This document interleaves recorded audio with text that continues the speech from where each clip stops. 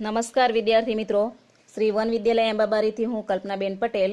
મિત્રો, આજે આપણે ધોરણ 11માં ગુજરાતી અને એમાં વ્યાકરણ લેખન વિશે આપણે જોવાના છે. એકમ 3માં વાક્યના વિવિધ પ્રકારોની સમજૂતી છે, તો એના વિશે આજે આપણે માહિતી મેળવીએ. મિત્રો, વાક્યના જે વિવિધ પ્રકારો છે એમાં અર્થની દ્રષ્ટિએ, રચનાની દ્રષ્ટિએ, પદની દ્રષ્ટિએ વાક્યના વિવિધ પ્રકારો પડે છે. તો આપણે સૌથી પહેલાં અર્થની દ્રષ્ટિએ વાક્યના જે પ્રકારો છે એની સમજૂતી મેળવીશું કે અર્થની દ્રષ્ટિએ વાક્યના 8 પ્રકારો પડે છે. એમાં પહેલું છે વિધાન વાક્ય, બીજું છે નિષેધવાચક એટલે કે નકાર વાક્ય, ત્રીજું છે પ્રશ્નવાચક વાક્ય, ચોથું છે ઉદ્ગારવાચક, પાંચમું આજ્ઞાવાચક, છઠ્ઠું છે વિધ્યર્થ અને સાતમું સંભાવનાર્થ અને છેલ્લું આઠમું છે ક્રિયાતીત પદીય અર્થ એટલે કે ક્રિયાતીત પદીય. તો આ 8 જે વાક્યના વિવિધ પ્રકારો છે એની આપણે સમજૂતી મેળવીશું. તો સૌથી પહેલાં આપણે વિધાન વાક્ય વિશે જોઈએ કે વિધાન વાક્ય કોને કહેવાય અને એમાં કયા આધારે તમે ઉદાહરણોને ઓળખી શકો. તો કોઈ ઘટના, હકીકત કે સ્થિતિનું સીધું સાદું કથન એટલે વિધાન વાક્ય. આપણે કોઈ વાક્ય હોય એની અંદર કોઈ પણ ઘટનાનું સીધે સીધું કથન કરવામાં આવેલું હોય તો એવા જે વાક્યો હોય ને વિધાન વાક્ય કહેવાય, જેને અંતે પૂર્ણવિરામ હોય છે અને એમાં હકારનો ભાવ રહેલો હોય છે. અને આ આપણે કેટલાક ઉદાહરણો જોઈએ તો એમાં પહેલું છે સૂર્ય આપણને પ્રકાશ અને ગરમી આપે છે. તો અહીંયા જે હકીકત છે એનું સીધી સીધું કથન કરવામાં આવેલું છે એટલે એ વિધાન વાક્ય છે. બીજું ઉદાહરણ છે મને 12મું વર્ષ ઉતરીને 13મું બેઠું. અમૃતતા આપણો જે પાઠ છે એમાંથી આ વાક્ય લેવાયેલું છે કે મને 12મું વર્ષ ઉતરીને 13મું બેઠું, એટલે કે આમાં પણ સીધું કથન કરવામાં આવેલું છે એટલે એ વિધાન વાક્ય છે. તે જ રીતે ત્રીજું વાક્ય છે કે મને મનુષ્યની સર્વ ઇન્દ્રિયોમાં જીભનું સ્થાન વિશિષ્ટ છે. તો અહીં પણ આપણે જોઈએ તો કે આ વિધાન વાક્ય છે, એમાં સીધું કથન કરવામાં આવેલું છે એટલે એ વિધાન વાક્ય છે કે જેની અંદર પૂર્ણવિરામ હોય અને એ હકારમાં જોવા મળે છે. ત્યાર પછી આપણે બીજું જોઈએ નિષેધવાચક એટલે કે નકારવાચક વાક્ય. પરીક્ષામાં તમને આવા વાક્યો પૂછાય છે તો ત્યારે તમારે આના આધારે તમે બનાવી શકો. નકારવાચક વાક્ય કોને કહેવાય? તો કે જે વાક્યમાં ન કરવાનો, ન થવાનો કે ન થયાનો ભાવ હોય તે વાક્ય નિષેધવાચક વાક્ય કહેવાય. હવે એમાં આપણે ઉદાહરણ જોઈએ તો પહેલું ઉદાહરણ છે મારે હવે તેનો કશો ઉપયોગ નથી. તો અહીંયા નકાર દર્શાવે છે કે હવે મારે એનો કશો ઉપયોગ નથી એટલે એ નિષેધવાચક વાક્ય છે. તે જ રીતે બીજું ઉદાહરણ જોઈએ અમે બંને આ પરિસ્થિતિ સહી ના શક્યા, એટલે અહીં પણ એ પરિસ્થિતિ સહી ના શક્યા એના આધારે આ વાક્ય નકારવાચક એટલે કે નિષેધવાચક છે. ત્યાર પછી ત્રીજું ઉદાહરણ છે ઘણી ખરી ઇન્દ્રિયો પર આપણો કાબુ નથી. તો અહીં પણ ઘણી ખરી ઇન્દ્રિયો પર આપણો કાબુ નથી એટલે એ નકારવાચક વાક્ય છે. તો આના આધારે તમે એને ઓળખી શકો. ત્યાર પછી ત્રીજું છે પ્રશ્નવાચક. તો જે વાક્યમાં પ્રશ્ન પૂછવાનો ભાવ રહેલો હોય તે વાક્ય પ્રશ્નવાચક કહેવાય. એટલે કે એની અંદર આપણે કોઈક પ્રશ્ન પૂછતા હોય એ પ્રકારનો ભાવ જોવા મળશે. જુઓ પહેલું ઉદાહરણ છે પણ અહીં કાંઈ તમારી મરિયમનું નામ નોંધી રાખ્યું છે. એટલે અહીં જાણે કે કોઈ પ્રશ્ન પૂછતા હોય એ પ્રકારનો ભાવ જોવા મળે છે એટલે એ પ્રશ્નવાચક વાક્ય છે. વાક્યના અંતે પ્રશ્નાર્થનું ચિહ્ન મૂક્યું હોય છે. બીજું ઉદાહરણ છે મારા છોકરાને આંગળી અડાડવાની હિંમત કોણે કરી? તો અહીં પણ આ પ્રશ્નાર્થ વાક્ય છે. તે જ રીતે ત્રીજું ઉદાહરણ જોઈએ તો મારા મનમાં કુતૂહલ જાગી ગયું, આ અણદો કોણ હશે? તો આ પણ પ્રશ્નવાચક વાક્ય છે. હવે આગળ ચોથું છે ઉદ્ગારવાચક વાક્ય. તો મિત્રો, જે વાક્યમાં હર્ષ, શોક, ધૃણા, વિસ્મય વગેરે ભાવો રહેલા હોય તે વાક્ય ઉદ્ગારવાચક વાક્ય કહેવાય. આપણે ઉદાહરણ જોઈએ તો પહેલું ઉદાહરણ છે જા તારો કાગળ આવશે તો કોઈ ખાઈ નહીં જાય. તો અહીં ધૃણા ભાવ જોવા મળે છે પણ એ ઉદ્ગારવાચક વાક્ય છે. અહીં પાછળ ઉદ્ગારનું ચિહ્ન છે અને એના આધારે એ ઉદ્ગારવાચક વાક્ય છે. બીજું ઉદાહરણ છે અમુ ચોધાર આંસુએ રડી પડી ઓ મારા ભાઈ રે. તો અહીં પણ એક ઉદ્ગારવાચક વાક્ય છે, એમાં શોક ભાવ દર્શાવે છે કે ઓ મારા ભાઈ રે, એટલે આ ઉદ્ગારવાચક વાક્ય છે. ત્રીજું ઉદાહરણ છે, માળું ગાંડાની પણ દુનિયા લાગે છે. તો અહીં વિસ્મય ભાવ છે, એટલે આ પણ ઉદ્ગારવાચક વાક્ય છે. તો અહીં તમને પરીક્ષામાં ઘણીવાર આપણે જોઈએ તો ઉદ્ગારવાચક વાક્ય જે છે એની અંદર ખાસ વાહ, ઓ, અરે રે એવા શબ્દોનો ઉપયોગ થયેલો જોવા મળે છે. ત્યાર પછી આગળ આપણે જોઈએ તો આજ્ઞાવાચક વાક્ય. તો આજ્ઞાવાચક એટલે જે વાક્યમાં આજ્ઞા કે અનુમતિ, સંમતિનો ભાવ રહેલો હોય તે વાક્ય આજ્ઞાવાચક વાક્ય કહેવાય. આપણે ઉદાહરણ જોઈએ તો પહેલું ઉદાહરણ છે, તમારે મારી મરિયમનો કાગળ આવે તો પહોંચાડવો. એટલે અહીં એક પ્રકારની આજ્ઞા કરે છે કે તમારે મારી મરિયમનો કાગળ આવે તો પહોંચાડવો, એટલે એ આજ્ઞાવાચક વાક્ય કહેવાશે. તે જ રીતે બીજું ઉદાહરણ છે, જુઓ, બા મારા ગળામાંથી સોનાની કંઠી કાઢી લે. તો અહીં એક આજ્ઞા કરે છે કે મારા ગળામાંથી આ સોનાની કંઠી કાઢી લે. ત્યાર પછી ત્રીજું ઉદાહરણ છે, જુઓ, આજે જરા 2-3 કલાક વધારે બેસજો. તો અહીંયા એક આજ્ઞા કરવામાં આવી છે કે આજે તમારે 2-3 કલાક વધારે બેસવાનું છે.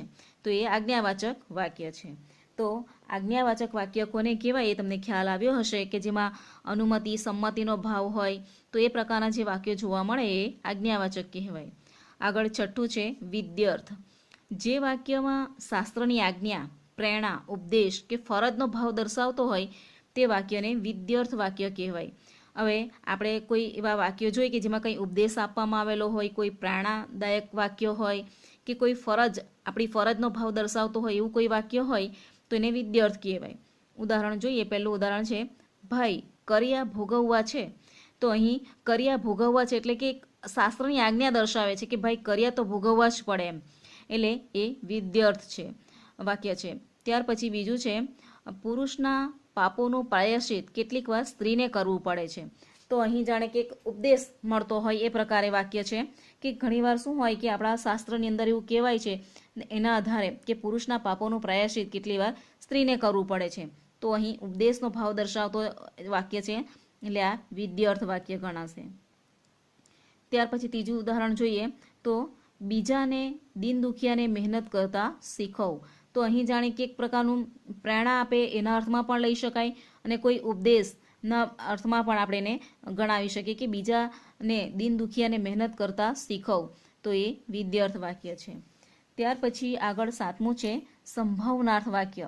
તો આ સંભાવનાર્થ એટલે કે જો કોઈ સંભાવના, શક્યતાનો ભાવ દર્શાવતો ભાવ પ્રગટ થયેલો હોય તે સંભાવનાર્થ વાક્ય કહેવાશે. આમાં આપણે ઉદાહરણ જોઈએ, પહેલું ઉદાહરણ કે આટલું મારું માનશો તો 100 વર્ષ જીવશો. એટલે અહીં એક પ્રકારની સંભાવના દર્શાવશે કે જો તમે મારું માનશો તો 100 વર્ષ જીવશો એમ, એટલે અહીં સંભાવનાર્થ વાક્ય ગણાશે આ.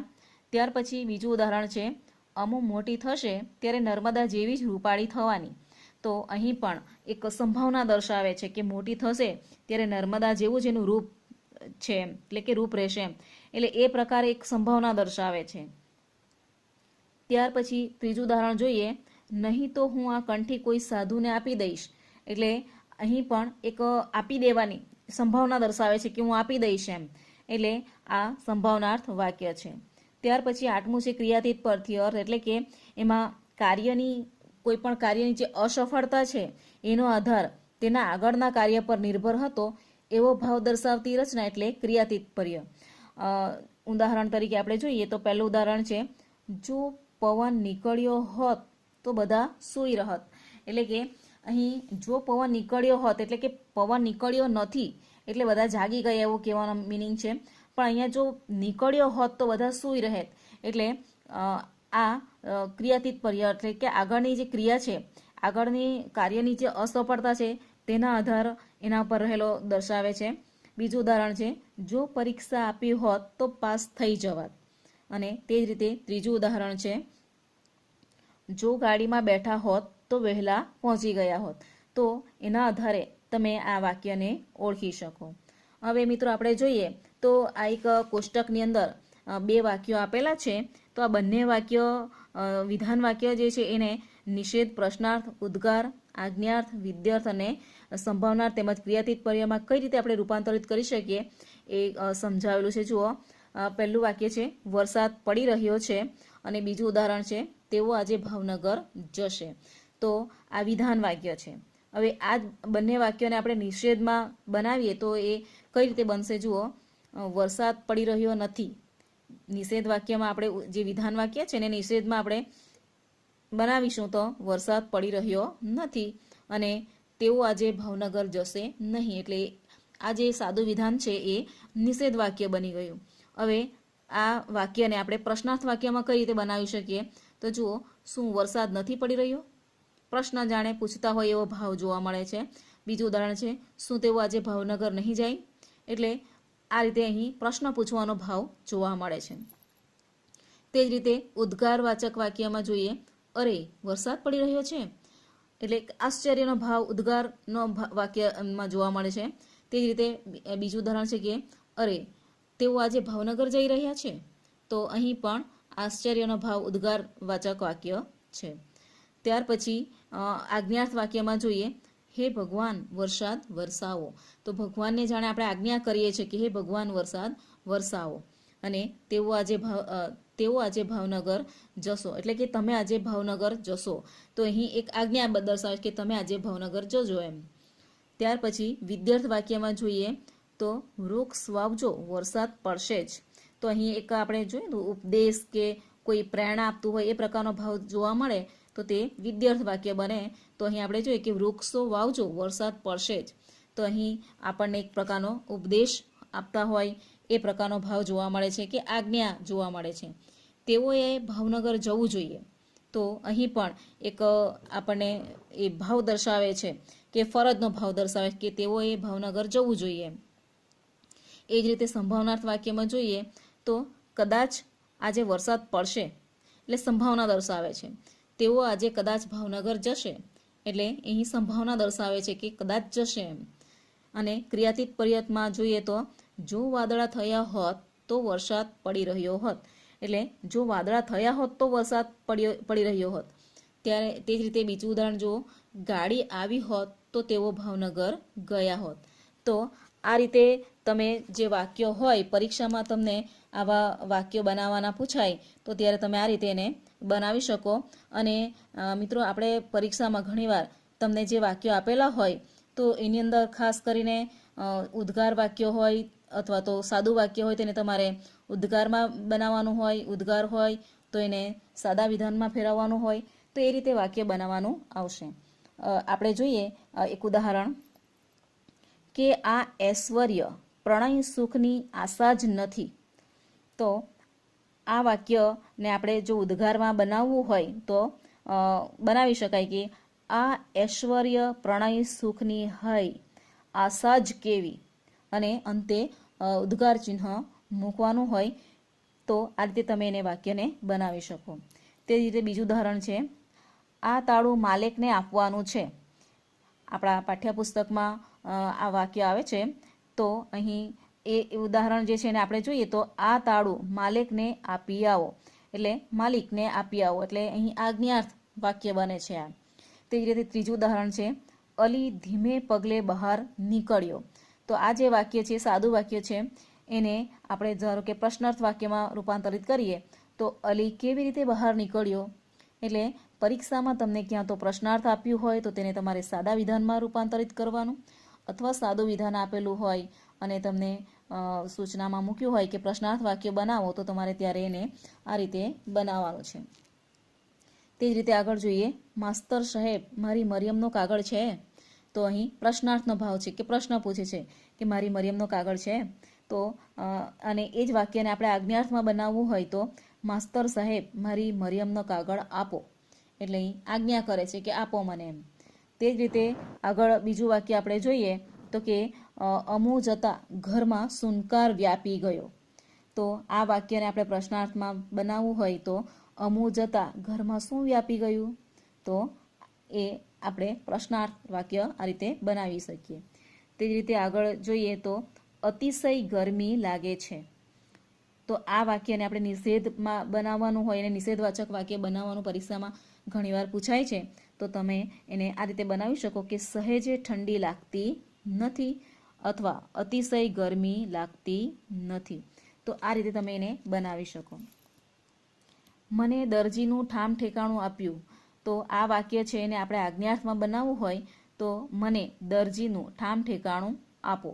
એટલે એને આપણે આ વાક્યને આજ્ઞાર્થમાં રૂપાંતરિત કર્યું.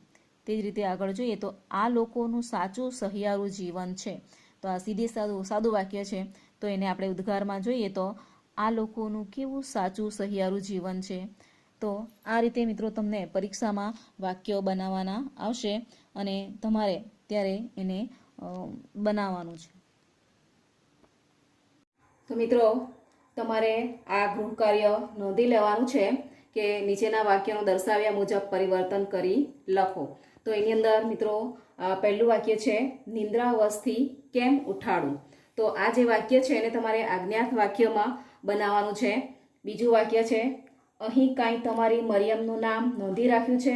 તો આ પ્રશ્નાર્થ વાક્ય છે એને તમારે વિધાન વાક્યમાં રૂપાંતરિત કરવાનું છે. ત્રીજું વાક્ય છે હું પોતે જ તેને કવર આપું. તો આ વાક્યને તમારે વિદ્યાર્થ વાક્યમાં બનાવવાનું છે. ચોથું વાક્ય છે મારા દેખતા બીજી એક થાપટ મારવી. તો આ જે વાક્ય છે એને તમારે આજ્ઞાર્થ વાક્યમાં રૂપાંતરિત કરવાનું છે. ત્યાર પછી પાંચમું વાક્ય છે દાતણિયા અમે નહીં કરીએ ગોરી. તો આ જે વાક્ય છે એને તમારે પ્રશ્નાર્થ વાક્યમાં બનાવવાનું છે. ત્યાર પછી છઠ્ઠું વાક્ય છે નર્મદા ત્યારે 9-10 વર્ષની હતી. તો આ વાક્યને તમારે સંભાવનાર્થ વાક્યમાં બનાવવાનું છે.